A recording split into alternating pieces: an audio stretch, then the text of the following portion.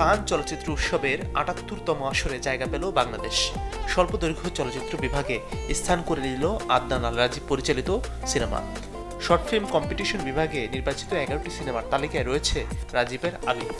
কানের স্বল্পদৈর্ঘ্য সিনেমা বিভাগে দেশের কোনো সিনেমার তালিকাবদ্ধ হওয়ার ঘটনা এটাই প্রথম।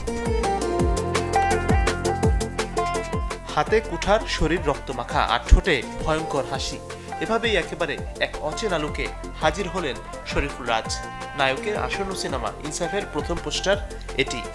সামাজিক যোগাযোগ মাধ্যমে সিনেমাটির নির্মাতা সঞ্জয় সমাদ্দার পোস্টার শেয়ার করে ক্যাপশনে লিখেছেন, ইনসাফ শুধু একটি শব্দ নয়, এটি একটি জীবনবোধ। প্রাণ সসের মাখামাখি টেস্ট নুডলসকে করে তোলে আরো ইয়ামি, আরো জোস। তাজা পাকা টমেটো আর সিক্রেট রেসিপি কম্বিনেশনে প্রাণ সসের বস। অশ্লীলতা ছড়ানোর অভিযোগে জাতীয় নাগরিক পার্টির জ্যেষ্ঠ যুগ্ম সদস্য সচিব ডাক্তার তাসনিম জারার বিরুদ্ধে আইনি নোটিশ পাঠানোর ঘটনায় প্রতিবাদ জানিয়েছেন অভিনেত্রী শবনম ফারিয়া। নিজের ভেরিফাইড ফেসবুক পেজে ডাক্তার তাসনিমকে নিয়ে একটি পোস্টে শবনম ফারিয়া বলেন, যখন সরকার অবশেষে বৈবাহিক ধর্ষণকে একটি অপরাধ হিসেবে বিবেচনা করার চিন্তা করছে, তখন আপনি এক মেয়ের ওপর আইনি নোটিশ পাঠাচ্ছেন যে মানুষকে সচেতন করার চেষ্টা করছে।